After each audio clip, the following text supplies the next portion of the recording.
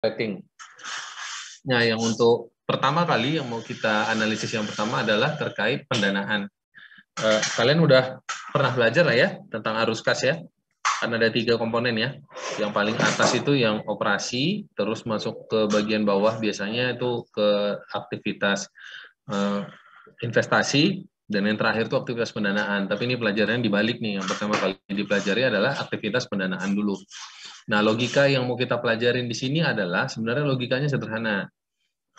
Kita mau melihat dari mana sumber uang perusahaan dan kemana perusahaan tersebut menaruh uangnya, terutama yang terkait dengan aktivitas pembiayaan atau pendanaan. Sumber ya mainan. Sorry ya, ada anak saya soalnya lagi main dekat saya. Nah, sumber dana perusahaan itu umumnya terdiri dari 2 hal. Nggak pernah lepas dari itu. Yang pertama dari modal, yaitu modal dari si pemilik saham sendiri. Yang kedua dari pinjaman. Nah, pinjaman ini pun bisa 2, bisa dari pemilik saham atau dari pihak ketiga atau pihak lain. Jadi sebenarnya sumber dana perusahaan ya cuma 2 itu, sesuai dengan persamaan dasar akuntansi. Persamaan dasar akuntansi kan aset sama dengan apa? Kewajiban tambah liabilitas, betul ya? Kewajiban tambah modal, Pak. Ya, oke. Kewajiban tambah ekuitas atau modal. Nah, berarti sumber utama perusahaan, sumber uangnya ya hanya itu saja. Kalau nggak ngutang, ya dapat modal. Kan gitu ya. Nggak ada yang nggak mungkin dari sumber lain gitu. Oke. Nah, jadi ini yang mau kita lihat. Dari mana perusahaan dapat uang untuk kegiatan dari mana perusahaan dapat uang dan kemana perusahaan tersebut menempatkan dananya. Itu aja sih sebenarnya logikanya. Nah, ini ada yang pertama. Pertama itu ada pertanyaan, maukah Anda investasi di perusahaan ini? Ada yang mau jawab?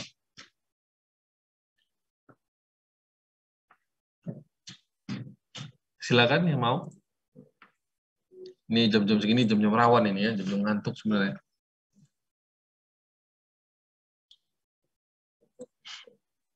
Ada? Kalau ada, saya tunjuk. Yovanka, yang paling dekat nih. Silakan. Mau nggak? Mau coba jawab, Pak. Hah? Mau coba jawab. Iya, silakan. Jadi, kalau dilihat di situ, yang utangnya itu terlalu besar, Pak. Utangnya kebesaran? Iya, sekitar 60% dari total aset. 60% dari? Total asetnya. Total aset, oke. Siap. Kemudian, jadi mau nggak investasi? Enggak, Pak. Karena investor merasa agak riskan untuk investasi ke perusahaan ini. Apa gimana? Karena DER-nya lumayan besar, Pak. Melebihi 4. Debt to equity rasionya tinggi gitu ya? Iya, melebihi 4. Iya, terima kasih banyak ya, jawabannya bagus ya. Sebenarnya apa sih masalahnya kalau perusahaan itu utangnya gede?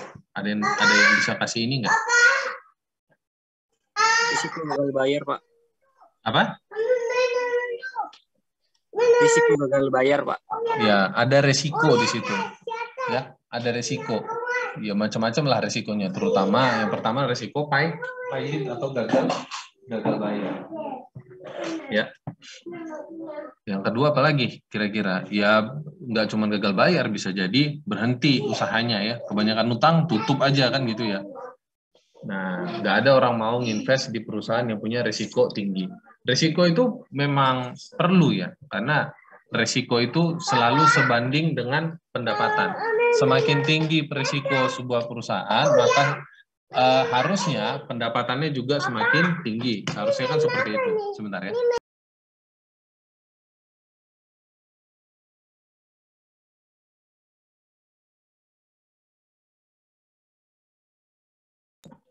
Ya, jadi sebenarnya resiko itu berbanding lurus seharusnya dengan pendapatan. Tapi yang namanya resiko kan tentu tiap orang punya batas atau punya limit terkait resiko ya.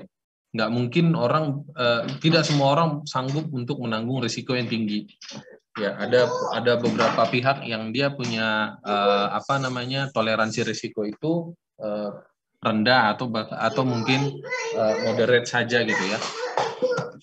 Nah, jadi sebenarnya risiko itu kaitannya erat sama revenue, tapi nggak mesti seperti itu, karena kalau sudah kegedean utangnya ya bisa jadi kemampuan perusahaan untuk mengenerate revenue justru tidak bagus ya. Kenapa? Karena akan banyak habis bebannya di pembayaran bunga. Oke, jadi tadi udah ini ya, sudah dijawab. Nah, sekarang aktivitas-aktivitas pembiayaan. Nah, di sini ada contoh-contohnya, ada current liabilities, ini kok current liabilities sih? Ada, oh iya benar ya. Klasifikasi utang di sini ada current, ada non current, terus ada pembiayaan atau kewajiban yang sifatnya khusus. Kalau di sini ada leasing, post retirement benefit ini dana pensiun, sama contingency dan komitmen. Terus ada off balance sheet financing. Off balance sheet financing itu artinya pendanaan yang nggak kelihatan di balance sheet. Harusnya semua jenis pendanaan atau pinjaman kan kelihatan di neraca ya. Nah, kalau ini ada jenis pinjaman yang di neraca itu nggak kelihatan. Dan yang terakhir adalah shareholders equity. Oke. Nah, pertama kita lihat dulu apa itu definisi utang. Definisi utang atau kewajiban di sini adalah kewajiban financing obligation that require future payment of money. Artinya kewajiban yang membutuhkan pembayaran di masa yang akan datang. Service or other assets. In other words, a liability is a probable future payment of assets or service. Jadi kewajiban itu adalah pembayaran yang sangat mungkin terjadi di masa yang akan datang. Gara-gara apa? Gara-gara suatu tindakan yang dilakukan sekarang. Gitu ya. Presently obligated to make as a result of sekarang dan masa lampau ya. Of past transaction or events. Jadi karena kegiatan atau transaksi yang terjadi di masa lalu, perusahaan punya kewajiban di saat ini, di mana dia harus mengorbankan atau mengeluarkan sumber dayanya atau resource-nya di masa yang akan datang. Itu kira-kira definisi dari liability atau kewajiban. Nah, kalau lihat di neraca, kewajiban itu atau liabilities umumnya terbagi dua. Ada yang current, ada yang non-current. Kalau yang current biasanya jatuh tempo di bawah 1 tahun. Kalau non-current yang lebih dari 1 tahun. Oke. Bisa juga diklasifikasikan jadi operating sama financing liabilities. Kalau operating itu pembiayaan yang dia itu untuk kegiatan operasi perusahaan. Jadi istilahnya itu bukan untuk leverage. Leverage itu istilahnya bahasa Indonesia saya juga bingung tuh. Jadi utang itu ada yang sifatnya operating, ada yang sifatnya itu financing atau leveraging. Leveraging itu yang dia mengangkat uangnya perusahaan. Jadi ada utang yang memang biasanya ini yang jatuh temponya ini sebentar nih, atau yang sifatnya itu kayak dana pensiun gitu. Itu kan jatuh temponya lama, tapi dia nggak mengangkat dana perusahaan. Ya, itu yang operating liabilities. Contohnya apa? Contoh yang gampang ya tadi ya dana pensiun atau utang usaha. Utang usaha itu kan untuk kegiatan operasi ya.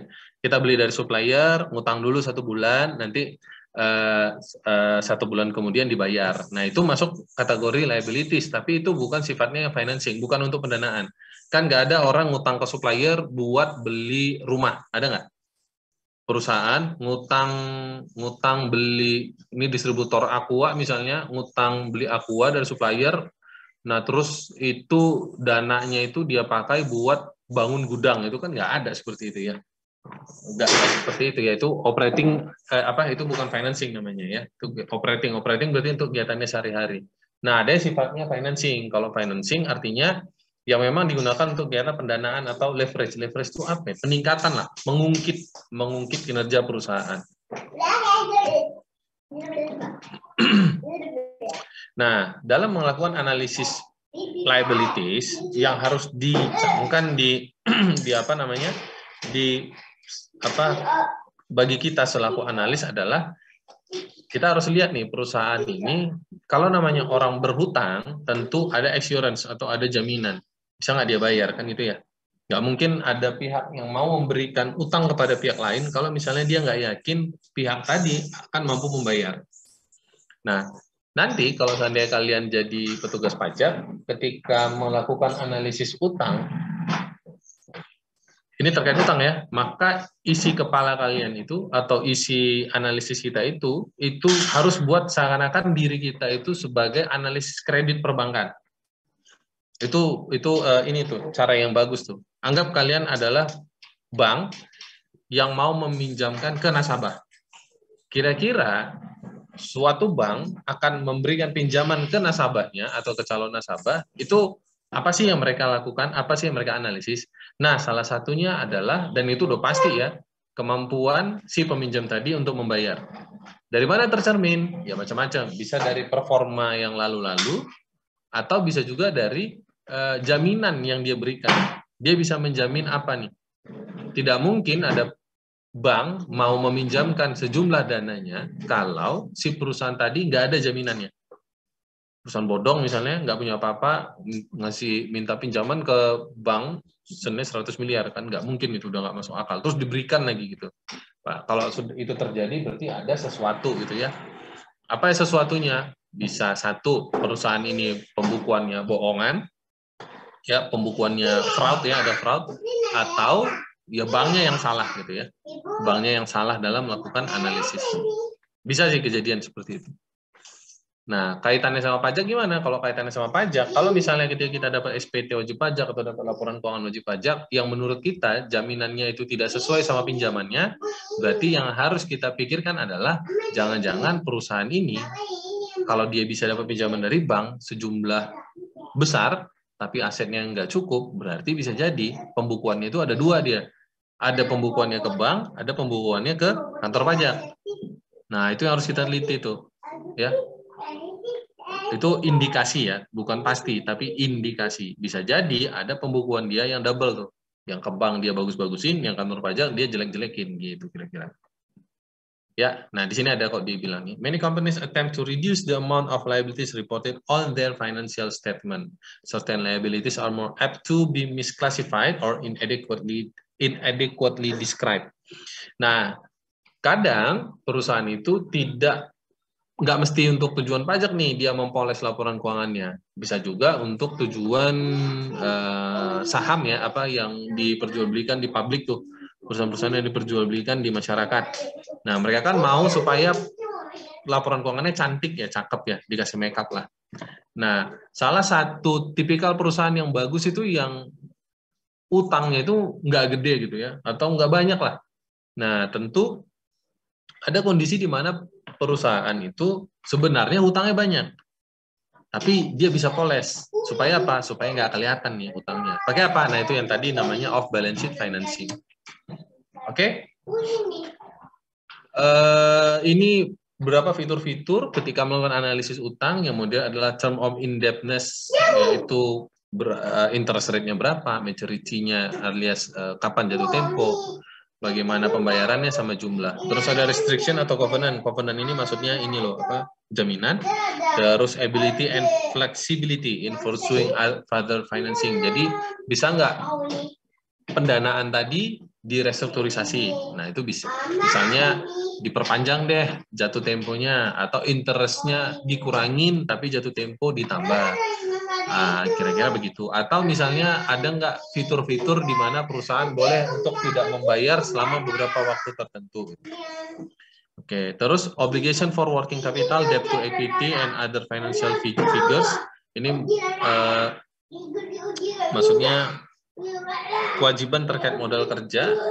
Ada nggak? Misalnya gini, perusahaan meminjamkan uang di bank senilai 1M. Misalnya, si bank kasih persyaratan tuh, oke ini kami kasih pinjaman, tapi rasiomu harus dipertahankan untuk modal kerja misalnya ya, dari 1M tadi, 50% untuk modal kerja, misalnya gitu. Atau misalnya saldo ini kami kasih, tapi senilai saldo debt to equity-nya harus dipertahankan sebesar maksimal 1,5:1, misalnya seperti itu. Terus prohibition on disbursement as dividend, larangan pengeluaran disbursement itu pengeluaran dalam bentuk dividen. Nah, ini fitur-fiturnya dalam menganalisis utang. Terus ini apa lagi ya? Safeguard creditors. Nah, ini saya rasa nggak gitu penting. Next. Nah, sekarang leasing. Yang mau disinggung tentang leasing. Iya, bentar ya, Nak ya.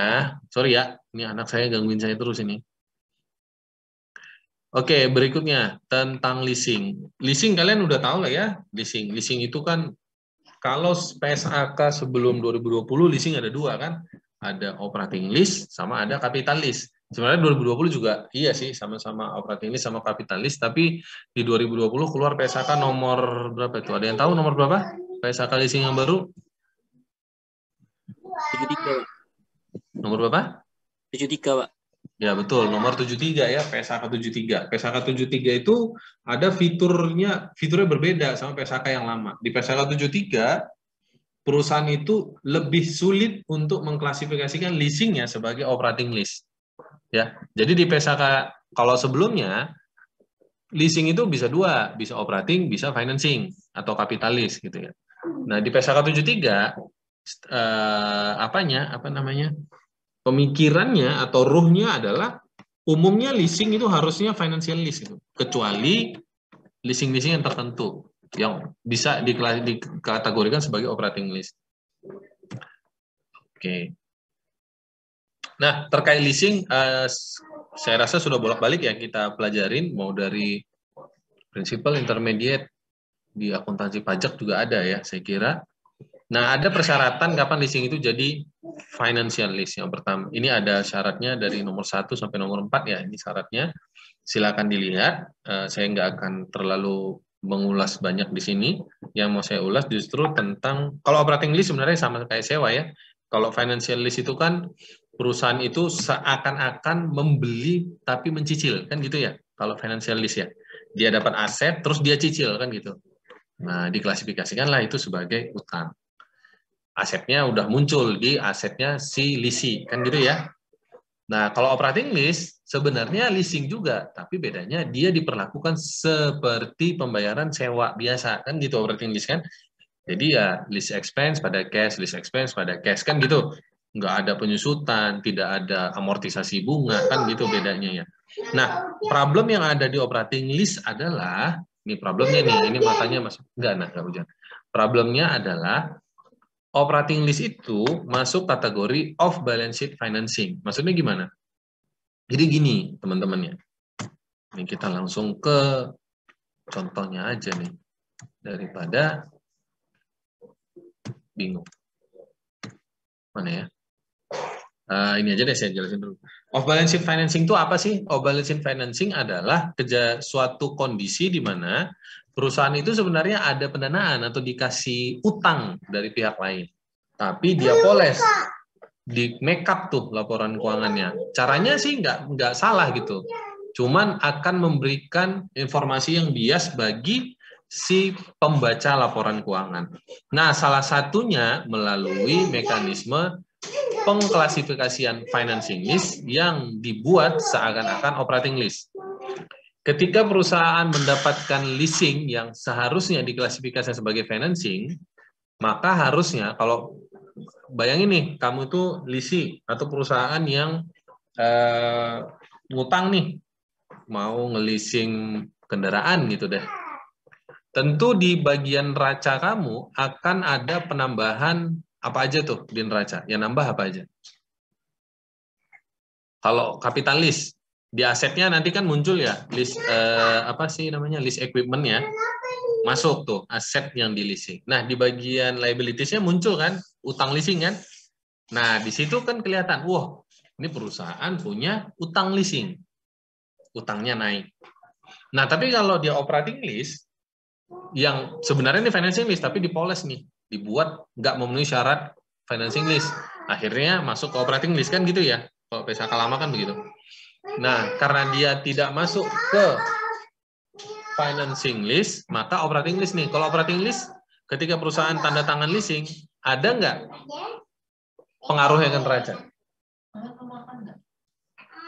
Ada nggak? Kalau operating lease, saya leasing alat berat, tapi saya klasifikasikan sebagai operating lease. Ada nggak pengaruhnya ke neraca? Ada yang tahu? Jawabannya nggak ada. Kenapa? Karena operating lease pembukuannya persis kayak sewa. Jadi pas bayar aja muncul. List expense, cash. List expense, cash. List expense, cash. Sebatas itu aja. Jadi perusahaan tadi terpoles lah laporan keuangannya. Oh, perusahaan ini nggak ada utang nih, gitu. Gampangnya sih begitu ya.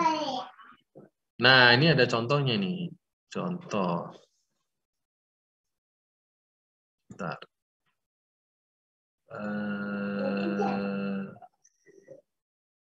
Nah, ini contohnya gini deh. Ini case-nya sama, cuman kalau diklasifikasikan sebagai operating list sama capital list. Kalau dia sebagai operating list, coba lihat di situ. Rent expense-nya 12.000. Total expense-nya kalau capital list sama 12.000. Nah, bedanya nanti di laporan keuangan muncul interest expense di situ dan muncul depreciation expense. Itu yang pertama. Terus di capital list efeknya di balance sheet-nya itu ada list aset memang muncul, tapi muncul juga list liability. Gitu kira-kira. Ya.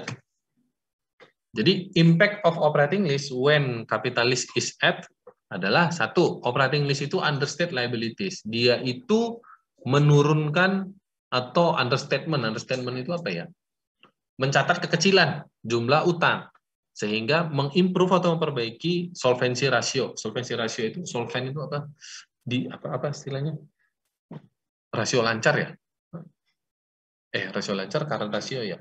Solvency ratio itu kalau salah rasio kemampuannya perusahaan untuk bayar utang. Jadi makin bagus. Kenapa? Karena utangnya kan nggak ada dari leasing. Ya, understate. Jadi kecil itu utangnya.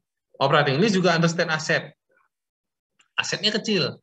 Nah, sehingga kalau ada perusahaan nih, jadi gini bayangannya gini ya. Kalau pakai financial list, di neraca akan muncul utang dan aset. Oke, sampai sini bisa ya teman-teman ya. Aset tadi digunakan oleh perusahaan untuk menghasilkan uang atau menghasilkan return. Nah, kalau pakai kapitalis, utangnya ada, otomatis rasio debt to equity rasionya deh misalnya jadi gede.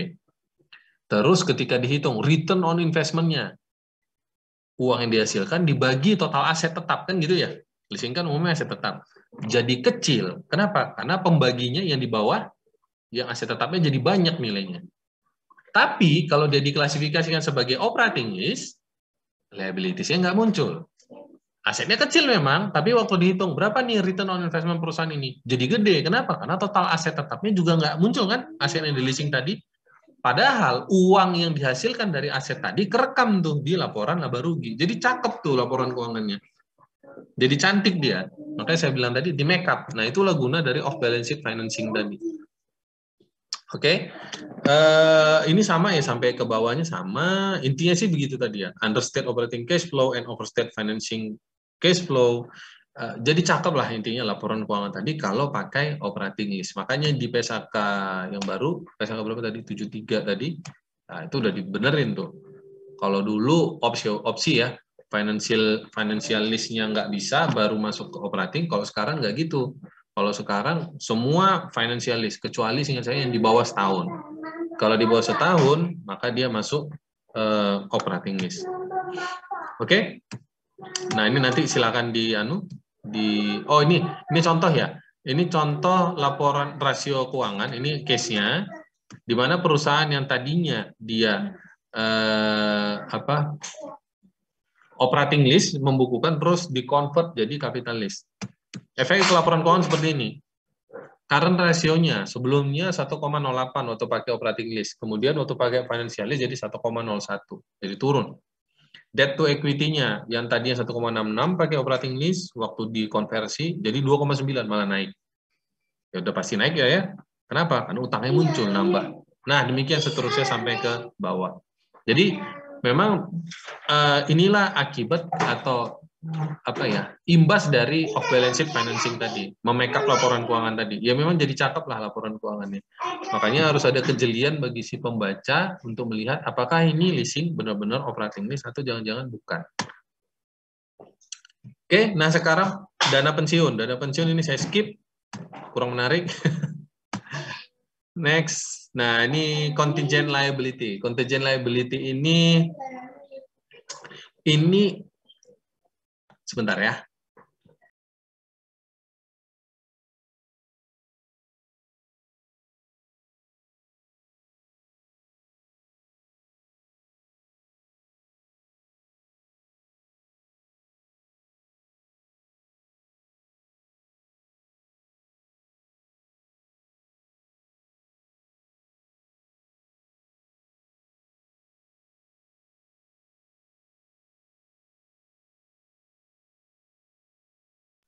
Oke, sorry ada gangguan tadi sebentar. Sekarang masuk ke kontingensi. Kontingensi itu adalah kewajiban yang punya kontingen. Kontingen itu kayak persyaratan gitu. Bisa jadi iya tereksekusi, bisa jadi juga tidak. Contohnya apa? Misalnya SKP. SKP perusahaan terbit di tahun 2020. Nah, perusahaan tuh kan bisa dia berpikir, nah ini SKP bisa jadi aku menang nih ntar sampai pengadilan. Nah, dia itu tidak perlu menyajikan utang pajaknya, SKP tadi, nilai SKP tadi di utang pajak. Kenapa? Kalau dia punya keyakinan bahwa si SKP tadi akan bisa dia menangkan di pengadilan. Tapi kalau misalnya tidak punya keyakinan atau kemungkinan besar dia akan kalah, itu yang di bawah itu ya, it must probable that kemungkinan itu probable tuh, kemungkinan besar dia akan kalah nih, loss contingency. Nah, maka perusahaan tadi bisa mengungkapkan terlebih dulu, saya itu ada kewajiban kontingensi, senilai apa senilai SKP-nya, gitu kira-kira. Oke, itu sih intinya kalau yang kontingensi. Kita next lagi, ini apa ini? Oh, ini tadi ya, saya udah jelasin ya. Basis of balance sheet financing. Gunanya apa? Gunanya ya itu ya, untuk non-recording of financial obligation, to keep debt of the balance sheet, mencegah utang muncul di balance sheet, intinya itu. Kasus yang ternama itu Enron, kalau kalian sering dengar, coba aja silakan dilihat ya, dilihat gimana sih sebenarnya kasus Enron. Mereka menggunakan special purpose entity atau SPE, perusahaan yang dibuat-buat sebagai perusahaan pemberi investasi, gitu kira-kira ya. Oke. Nah, ini dia contohnya. Sponsoring company itu ngasih piutang ke special purpose entity. Special purpose entity-nya itu memberikan menerbitkan bond atau itu ya, obligasi. Si obligasinya tadi itu dapat terus karena dia nerbitin bond, dia dapat cash si SPE-nya, terus SPE-nya itu meneruskan cash-nya itu ke sponsoring company. Hal ini sering terjadi sebenarnya di pajak ya. Kalau lihat di Undang-Undang PPH itu kan ada istilahnya SPV ya, Special Purpose Vehicle. Sama aja sih itu, Special Purpose Entity. Jadi perusahaan membuat perusahaan cangkang yang sebenarnya secara substansi ekonomi nggak ada, ditempatkan di negara-negara yang punya tax treaty atau perjanjian pengindaran pajak berganda dengan fitur yang menguntungkan. Contohnya begini nih, ada perusahaan di Indonesia butuh butuh pendanaan, dia butuh obligasi, dia butuh uang gitulah ya. Jadi caranya dia itu kalau butuh uang kan bisa dua ya, satu dari pemodal, satu dari ngutang. Nah, cara dia yang dia pilih adalah, oke, saya butuhnya dari utang aja deh. Setelah dia lihat dia itu butuhnya dari utang, enggak mau hujan. Dia menerbitkan obligasi perusahaan. Enggak hujan. Karena perusahaan ini, sebentar ya.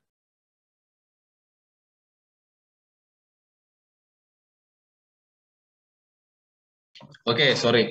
Nah, karena si perusahaan tadi butuh uang dan pilihan yang mereka ambil adalah penerbitan obligasi, maka perusahaan tadi mikir nih, kalau aku terbitin obligasi di Indonesia, ntar kan terbitin obligasi nih, tentu dia dapat uang kan, terus kemudian dia harus bayar bunga, gitu kan ya, bayar interest kan gitu ya. Kalau dia bayar bunga ke pihak lain, nanti kan dia motong pajak, bener kan? PPh berapalah gitu ya, 4E2 atau mungkin PPh 23 kan gitu. Belum lagi premium sama diskontonya kena. Nah, gimana nih caranya biar nggak dipajakin di Indonesia nih? Dia cari tuh negara yang punya tax treaty atau P3B yang tarif pajaknya yang untuk bunga lebih kecil. Salah satunya yang bisa dipakai adalah di Belanda. Nah, dia bikin perusahaan di sana, di Belanda tadi. Jadi perusahaan di Belanda tadi dibuat sampai di sana, perusahaan Belanda tadi itu tadi yang sponsor sebenarnya perusahaan Indonesia, disponsorin di sana, dikasih uang lah gitu, macam-macam lah ya. Jadi seakan-akan bagus tuh perusahaan di Belanda, padahal nggak ada sebenarnya, substansi ekonominya nggak ada, ecek-ecek doang. Nah, nanti yang terbitin obligasi adalah perusahaan di Belanda. Ya, perusahaan di Belanda terbitin obligasi, set, dapat uang, bonds-nya itu ke sana, jadi pasarnya itu pasar di Belanda sana jadinya ya. Nah, jadi nanti yang punya kewajiban membayarkan bunga obligasi tadi kan perusahaan-perusahaan di Belanda tuh, yang barusan dibuat tadi. Nah, interest-nya dikenakan pajak lebih kecil. Gitu kira-kira. Jadi si perusahaan tadi dapat uangnya banyak, tapi pajaknya lebih kecil. Ya, begitu ya kira-kira ya. Itu contoh dari penggunaan special purpose entity untuk keperluan pajak. Kalau kalian mau cari, coba aja googling, itu bisa diakses nggak ya? Googling kasus Majapahit PLN. Harus coba deh, itu bisa diakses nggak ya? Itu salah satu prominent case itu, atau landmark case yang terkait hal tersebut lah. Tentang penggunaan special purpose entity untuk keperluan pajak. Majapahit PLN. Nah, itu kebetulan ada tuh keputusan pengadilan pajak sama keputusan Mahkamah Agung. Silakan tuh kalian kalau mau lihat. Itu keputusannya jauh beda. Di pengadilan pajak DJP menang, begitu Mahkamah Agung DJP kalah. Silakan dilihat. Kalau mau nambah-nambah wawasan terkait pembentukan dan penggunaan SPI tadi ya. Oke?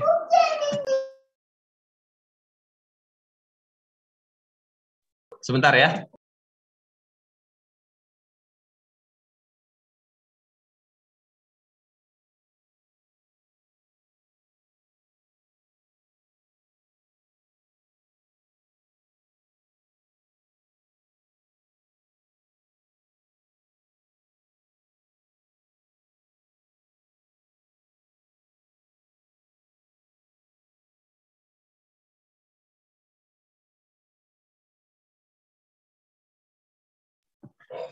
Ya, kita lanjut ya gini. Kalau ngajar dari rumah ada aja distraksinya ya, macam-macam.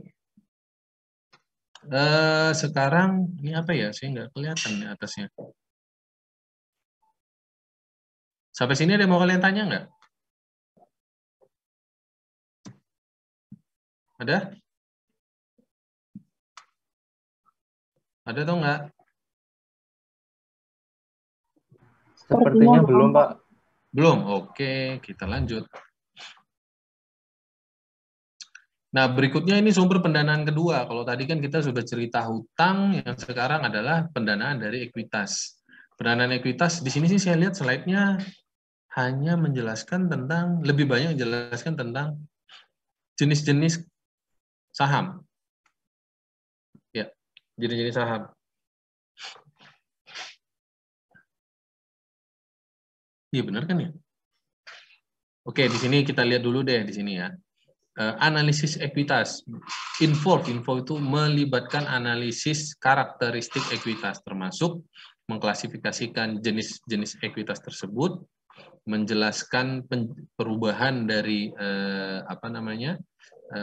modal saham, terus menelaah hak terkait ekuitas dan prioritas ekuitas dalam likuidasi, mengevaluasi legal restriction atau pembatasan hukum terkait dengan pendistribusian ekuitas, kemudian mereview pembatasan dari penggunaan laba ditahan atau retain earning, dan yang terakhir mengakses atau menganalisis persyaratan terkait penerbitan ekuitas yang baru.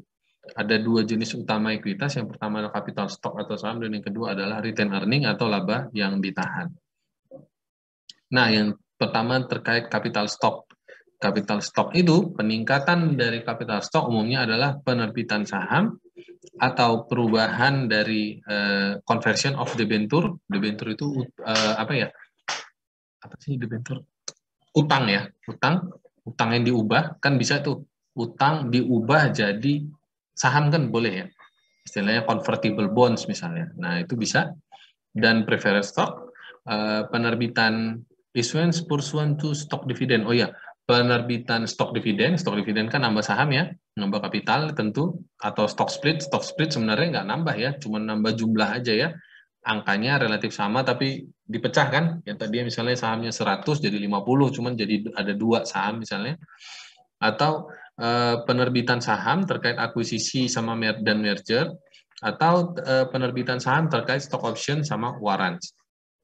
Nah, penurunan dari capital stock apa saja? Pertama, pembelian saham, ya ini pembelian treasury stock sama stock split yang di reverse, alias yang tadinya stock split, kalau stock split dipisah, sekarang digabung. Oke. Nah, ada juga istilahnya contributed or paid in capital. Paid in capital ini umumnya adalah apa ya? Selisih lah ya, selisih antara saham yang harganya saham sendiri, harga par dengan harga marketnya atau harga yang bisa didapat oleh si perusahaan. Nah, kalau treasury stock itu adalah saham yang dibeli kembali oleh si perusahaan. Oke, kalau preferred stock sebenarnya sama aja, mirip seperti capital stock, bedanya preferred stock itu punya fitur tertentu. Yang pertama, dividennya itu dia dapat duluan. Yang kedua, ketika perusahaan itu dilikuidasi, maka pemegang preferred stock dapat uangnya lebih dulu atau dapat haknya duluan. Yang ketiga, punya hak untuk mengconvert menjadi common stock. Terus ada sinking fund provision sama call provision. Ada satu sih yang di sini nggak di ini ya, selain dividen. Yang satu lagi preferred stock itu ada preferred stock yang punya tipikal, dia punya jumlah pasti. Jadi sebenarnya preferred stock itu ada fiturnya atau karakternya yang mirip sama utang. Ya. Kalau harusnya kan modal itu dapat dividen atau capital stock, common stock biasa dapat dividen kalau dia ada keuntungan kan gitu ya.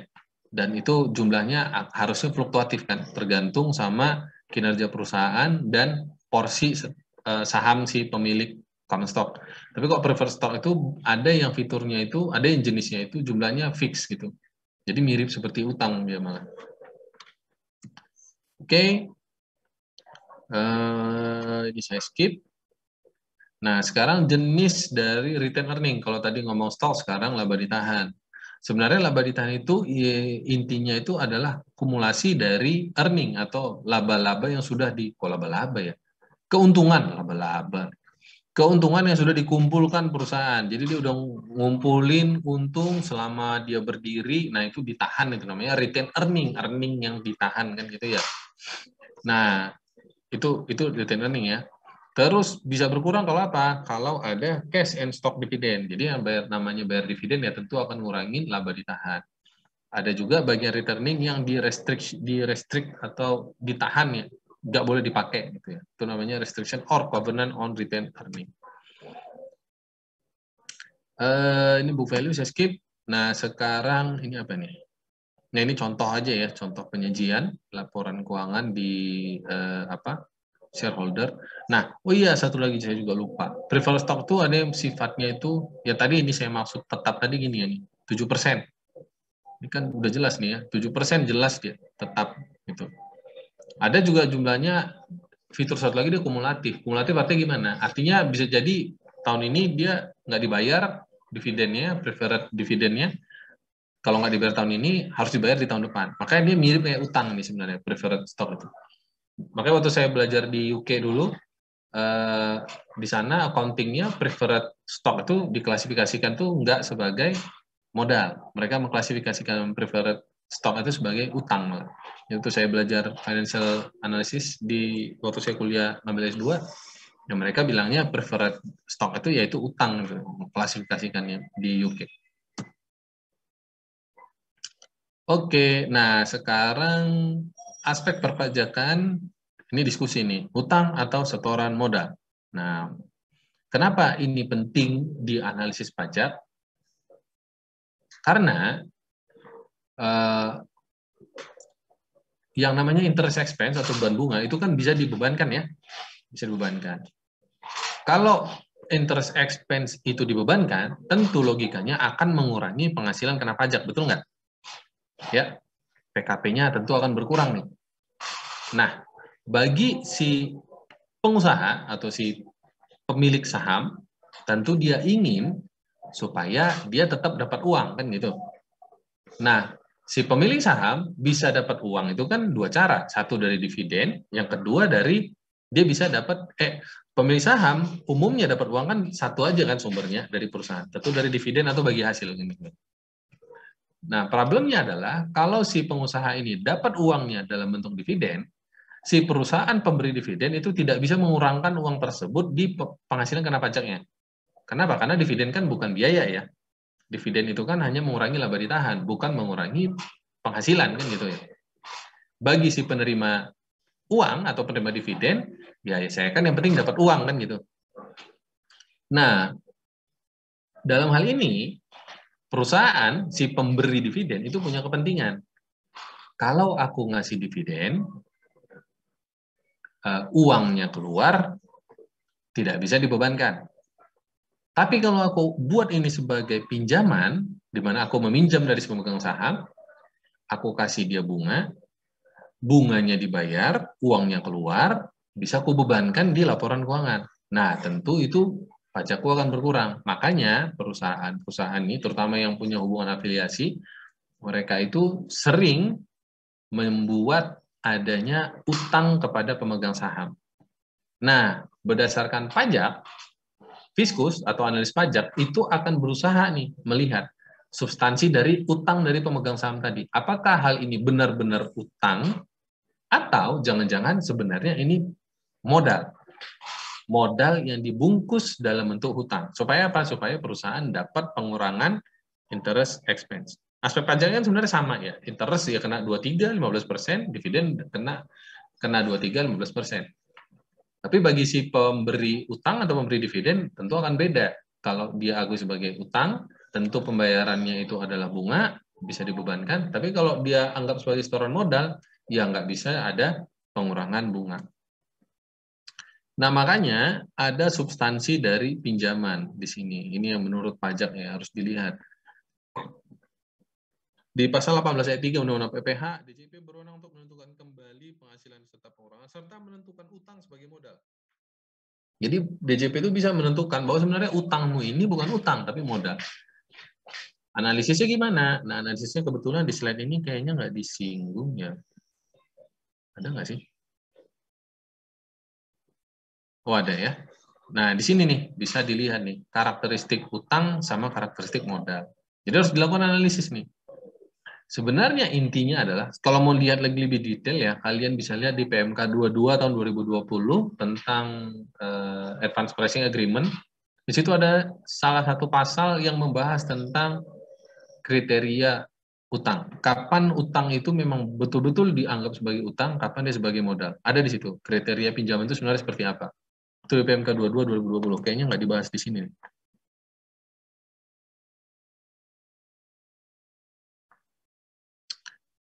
Nah, intinya kalau yang saya pahami dari aturan tersebut yang saya baca adalah intinya suatu dana yang diberikan kepada perusahaan dianggap sebagai utang kalau misalnya ada pembayaran pokok pinjaman, ada jatuh temponya, ada pembayaran periodiknya.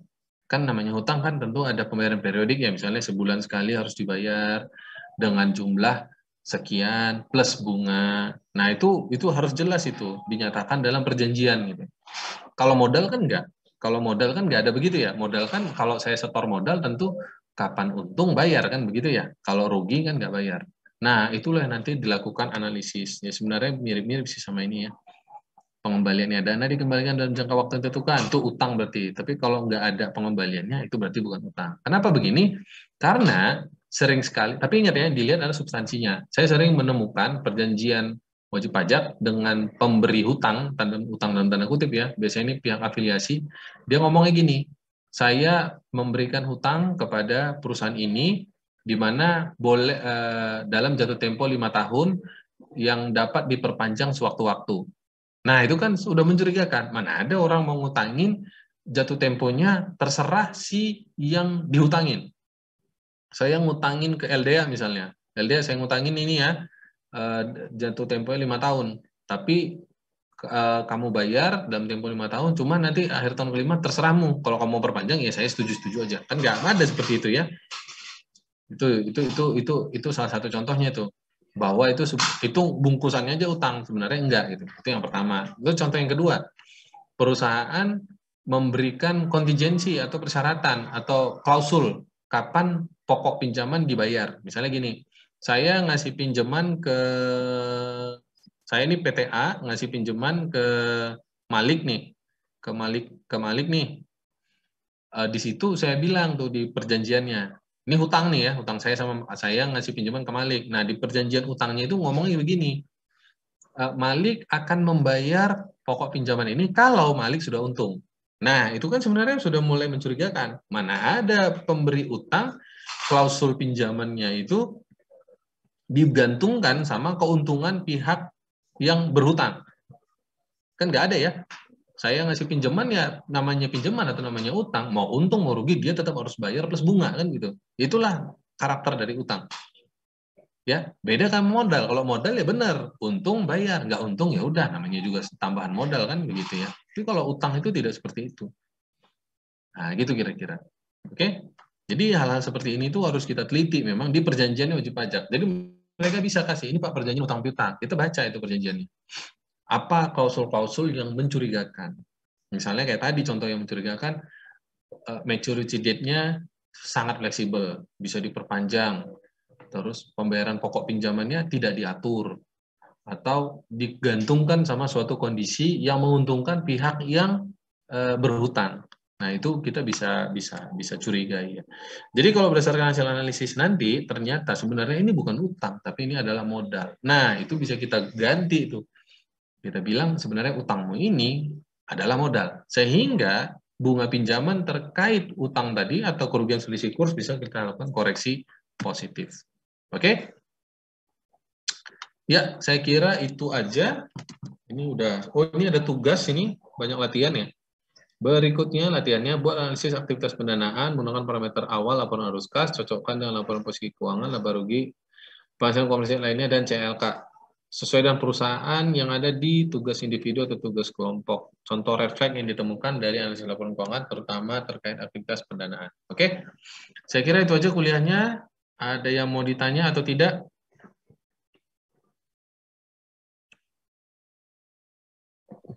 Pak, izin bertanya, Pak. Silakan. Berarti intinya untuk aktivitas pendanaan ini fokusnya menganalisis itu ya, Pak? Menganalisis ini kalau misalnya utang nih maksudnya ini tetap benar-benar utang atau modal itu aja sih, Pak?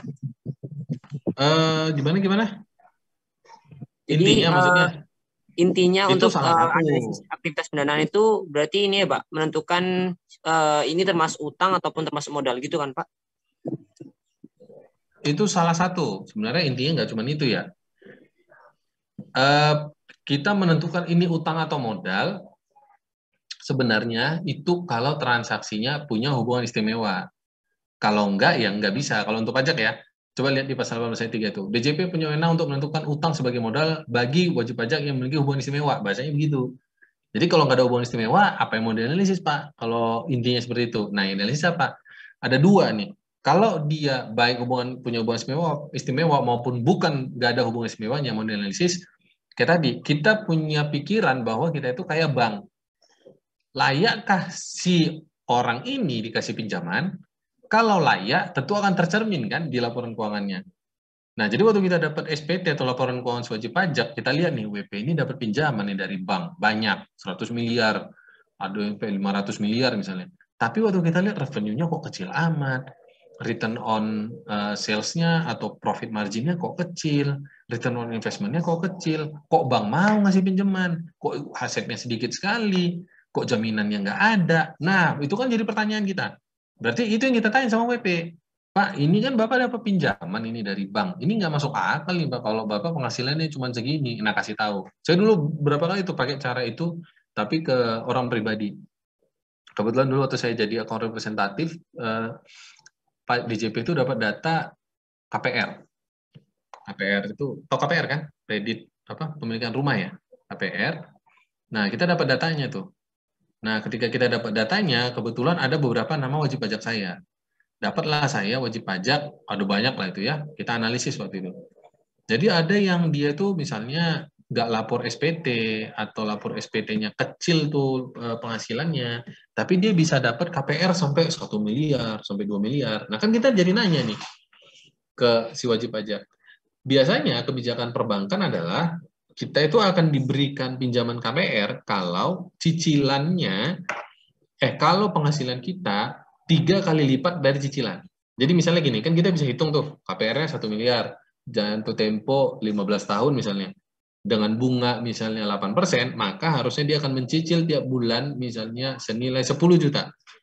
Oke, dari sini kita naik kali 3 aja, berarti minimal penghasilan kamu 30 juta sebulan. Nah, kita bilang ke WP, kita lihat SPT-nya dulu, kok ini nggak nyampe ya, kok dia ngelapor cuma sebulan 5 juta. Nah, kita tanya ke WP, Pak, Bapak kan dapat KPR nih, lunas loh Pak, kan kelihatan tuh ya, tabel lunas atau apa, berapa sisa bunganya itu, berapa sisanya itu kelihatan. Lunas loh ini Pak, Bapak bisa bayar. Nah, Bapak bisa dapat ini dari bank kan tentu tentu ada ininya ya. Perbankan tuh kan analisis dulu tuh. Mereka kan akan studi tuh kan. Akan dilihat tuh, bener nggak nih orangnya ada, bener nggak ini asetnya, kan gitu ya. Penghasilannya bener atau enggak. Analis kredit kan seperti itu ya. Mereka kan detail itu. Nah, ketika itu ketika WP nggak bisa kasih penjelasan, misalnya ya biasanya sih kalau mereka bohong, mereka ini langsung ya Pak kekecilan nih, udah SPT kita betulin deh gitu biasanya. Tapi ada juga wajib pajak yang banyak alasan lah macam-macam. Nah ini kalau udah kebanyakan alasan ya tentu kita lakukan pemeriksaan bisa gitu kira-kira. Jadi 2 sih intinya. Yang pertama baik yang punya hubungan istimewa maupun yang enggak. Yang pertama kita pikir adalah kita itu harus punya sense. Oke, kita tuh kayak bank tuh, kita tuh harus kayak analis kredit. Cocok nggak nih si WP ini dapat pinjaman? Kalau misalnya nggak cocok dengan profil SPT-nya atau profil laporan keuangannya, nah itu yang kita tanya sama dia. Kok bisa sih dia dapat pinjaman? Makanya tadi saya bilang kalau itu terjadi opsinya 2. 1, si WP-nya bohong ke kita, penghasilannya dikecilin, dan umumnya itu yang terjadi. Yang kedua, banknya yang salah. Nah, karena bisa jadi banknya salah, banknya ditipu, dikibulin gitu kan bisa juga ya. Oke, kira-kira begitu. Itu yang pertama. Nah, yang kedua, yang tadi yang gimana? Yang ini utang atau modal? Nah, itu untuk yang punya hubungan istimewa. Kalau dia ada hubungan istimewanya, itu dianalisis tuh. Sebenarnya ini utang atau modal nih. Kenapa? Karena tadi, kalau dia utang, ada pengurangan interest expense. Kalau nggak utang, ya nggak ada pengurangan. Makanya bagi perusahaan, dia itu punya kepentingan tuh sama pengklasifikasian hutang afiliasi tadi, apakah itu utang atau modal. Gitu kira-kira. Oke, apakah sudah jelas? Siap Bapak, sudah jelas. Terima kasih Bapak. Oke, ya, sama-sama. Ada yang lain?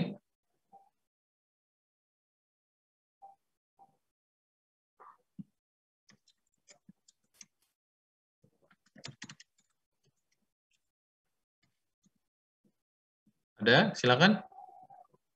Kalau nggak ada, kuliahnya saya akhiri. Ini saya tadi udah ngomong ke Desi juga, saya nggak bisa lama-lama, karena ini jam kantor kan. Saya harus masih ngerjain kerjaan kantor juga. Apa? Ada? Silakan kalau mau nanya. Tapi mengenai tugas, Pak. Tugas yang mana? Yang pernah ditanyakan Desi itu, karena yang ABC itu, Pak, itu yang mana ya Pak? Karena kalau misalnya kalau nggak ada, di skip aja, yang ada aja. Yang ABC itu kan kelompok ABC kan nggak ada ya di situ ya? Iya. Nggak ada kan? Iya. Nggak ada, udah di skip aja. Mana yang bisa dijawab aja.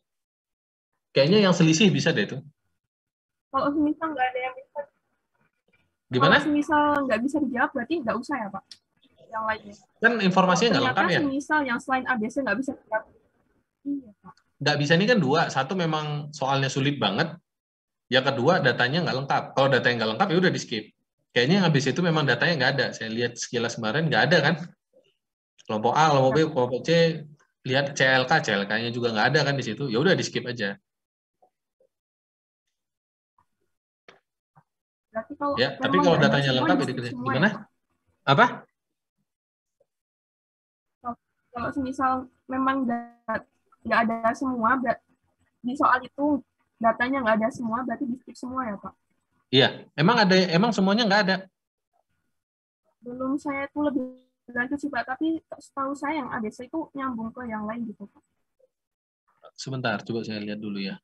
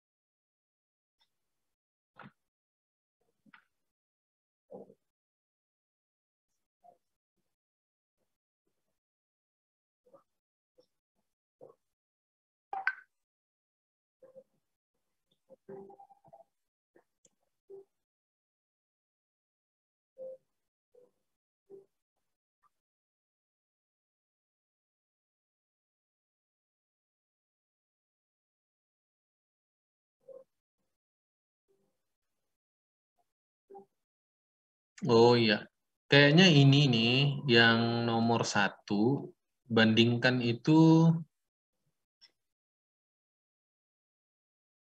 ini kan yang mau dibandingkan common size ya, common size analysis kan ya, benar kan ya? Iya Pak. Common size kan berarti kita mau membandingkan antara aset sama apa, liabilitas sama ekuitas kan itu ya. Sama satu lagi nih analisis selisih. Gini aja deh biar gampang. Kamu lakukan common size analysis, nggak usah pakai ABC itu, yang kamu bandingkan antara tahun 2000 berapa sih ini? Ini kan yang mau dikerjain yang si Clover ya. Bandingin aja 2007 sama 2006. Nah, fenomena apa yang bisa kamu lihat di situ? Contoh nih, ini 2000 cash and equivalent 2006 8,1% dari total aset. Di 2007 turun. Nah, terus di 2006 account receivable-nya naik. Nah, kira-kira fenomena apa tuh? Ya, kalau itu kan hampir bisa disimpulin, oh gini loh Pak, ini cash-nya turun gara-gara perusahaan jualnya itu jual kredit kan di situ, account receivable-nya naik gitu loh. Gitu loh. Bisa ya? Ya. Gitu aja. Jadi kamu bandingkan dari 1 tahun ke tahun yang lain yang common size percentage-nya. Contoh lain nih, yang utangnya deh. Di sini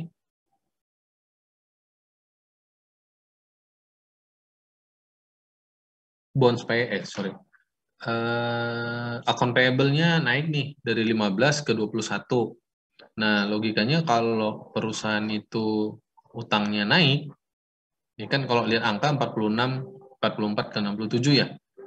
Dari 15 ke 21 tuh. Harusnya kan cash-nya juga naik kan. Tapi di sini kan cash-nya turun tuh. Nah, kira-kira fenomena apa tuh yang bisa kamu simpulin? Kok bisa kejadian begitu? Oke, itu yang common size. Terus kalau percentage change-nya itu yang itu tadi. Nah, ini kayaknya contoh nih, cash and cash equivalent-nya turun 48,9%. Account receivable-nya naik 50%. Sebenarnya digabung bisa sih ini. Kalian gabung aja dah. Jadi hasil analisis berdasarkan common size sama hasil analisis berdasarkan percentage of change. Bandingin antara 2 tahun itu. Apa yang bisa kalian baca dari laporan keuangan tersebut? Syukur-syukur bisa dapat tuh. Ini ada penghasilan yang belum lapor senilai sekian sehingga potensi pajak sebesar segini. Nah, itu lebih keren lah gitu. Kalau bisa.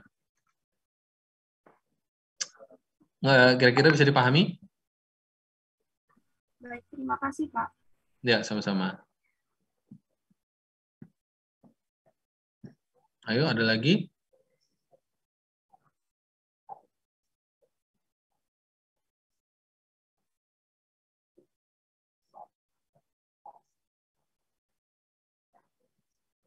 Ada? Kalau nggak ada, saya akhiri ya. Sepertinya belum ada, Pak. Nggak ada, oke. Terima kasih banyak atas kehadiran dan perhatiannya. Mohon maaf kalau ada yang salah.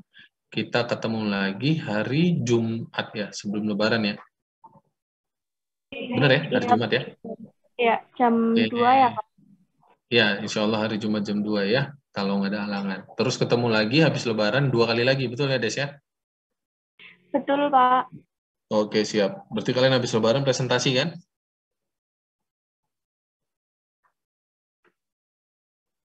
Benar ya? Iya, Pak. Oke, makasih banyak ya. Mohon maaf kalau ada kesalahan, sama kalau ada gangguan. Kebetulan anak saya tadi mainnya dekat saya mulu soalnya. Udah tidur malah dia. Oke, makasih banyak ya. Assalamualaikum warahmatullahi wabarakatuh. Sehat-sehat semuanya. Waalaikumsalam Saya izin live ya. warahmatullahi wabarakatuh. Terima kasih, Pak. Terima kasih, Pak. Selamat.